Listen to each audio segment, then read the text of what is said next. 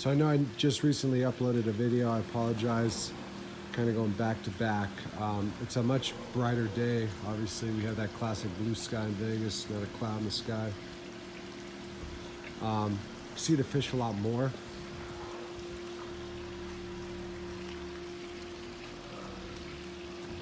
Again, I've only been throwing bread in right now just because my Sakai growth should be coming in today.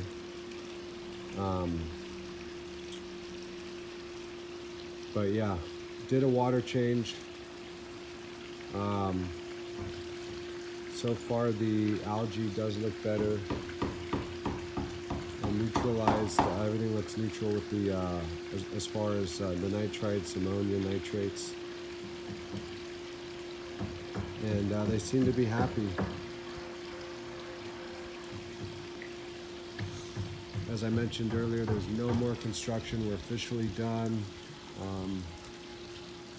I'm wrapped up with the pond. Kent and I, the designer of it from Nevada Water Solutions, we went over it, and a couple miscellaneous things as far as the equipment, but just a couple pieces, and we need a longer autofill piece over there. We need a longer one for it to reach, but I've been turning the autofill, the open fill on when I have to drain, obviously. Kind of see the algae right there and against the sides, and yeah, for some reason it just way ponds develop, they take their own course, and I'm glad the string algae's gone. I may not even put more into it. So far it's been reacting really well, and I really don't feel like I have to do a lot of water changes. The koi look great. I'm very happy with how they're turning out in the pond, at least.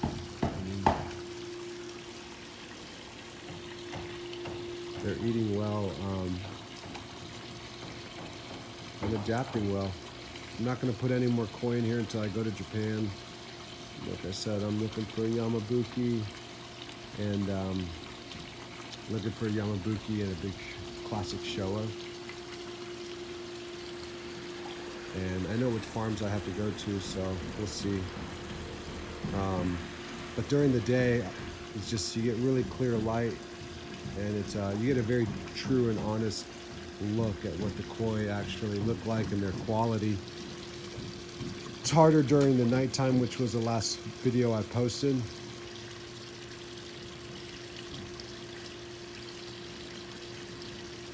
Sometimes when you come out here and you catch certain light, I think anybody that has ponds and kind of films them and shows them on YouTube or blogs knows that just certain times of the day you just get this incredible color. And I'm definitely, right now in Vegas it's almost noon, and it's definitely really good color. Sun's pretty much almost over us. Again, I won't have shade soon for a while, but you can already see covering areas that, if it were to be effective, they can go into some of those areas. But the pond is also almost 7 feet deep, so the water is much more stable and neutral down there, and obviously cooler. So don't have umbrellas right now, but not really too worried about it.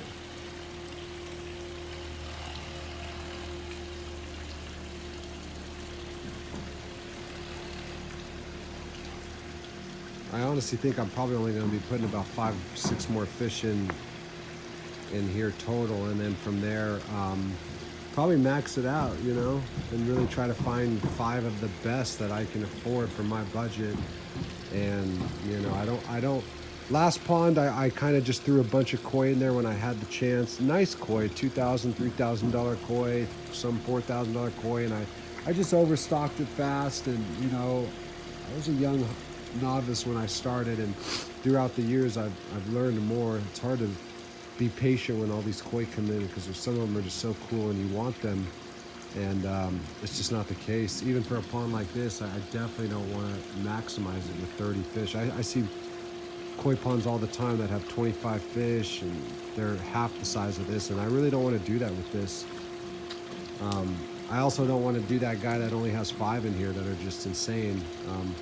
I'm thinking, I got 14 now. I'm thinking probably 20 is my limit, just for me comfortably, and just letting them grow as well as I can.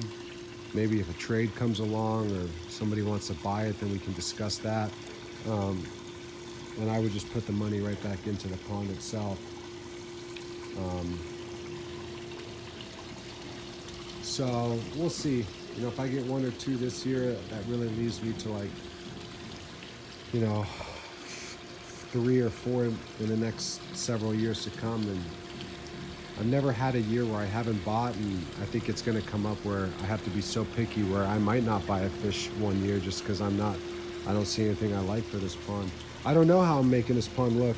Again, I have some Kohaku in Japan that don't know what they're going to look like after the fall harvest. I know they're coming with me eventually. I already paid for them, but I'm expecting good growth from them. But I'm pretty much done with Kohaku. One of my favorite fish are Kujakus and Goshikis, but I would have to find a really big one in this pond. And I don't know if I can. I would really like to find everything that size, but it's not really possible unless I want to pay as much as I did for the whole pond. So we'll see. But overall, water's turning good. It's very stable. Like I said, I will run when I fed, turn the skimmers off. When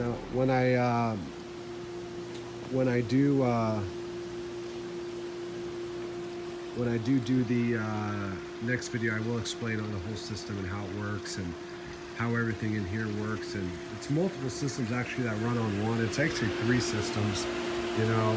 And I'll explain what's in here, and then explain what the biofilters do, and then what the biofilters do with the pre-filter, and what the pre-filter can do with the sand filtration, and then also the sand just with the pre-filter. There's multiple systems through separating valves that I can turn certain things off. This is no different than a Bachy shower. I don't know if I'm saying Bachy shower.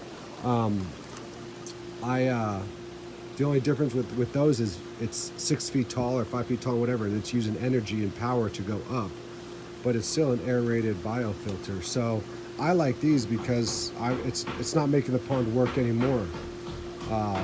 Some people like them, some people have them. If it works for your pond, great. You know, for us, we didn't want to use more energy than was necessary. And I'm running, you can see, only a few volts right now. So this one pump and 2 pumps. 2 pumps, this will actually clean and blow all the sediment and all the media from the sand filtration system. And since it's so big, I actually had to run it on 2 separate units.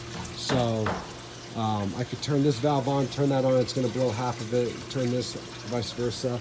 But I'm not running a lot of power like an RDF system, like you know, some of these big Nexus systems. I'm running very low power, and I'll explain how that works and what really makes it work that way for people that don't understand a filtration system at this magnitude.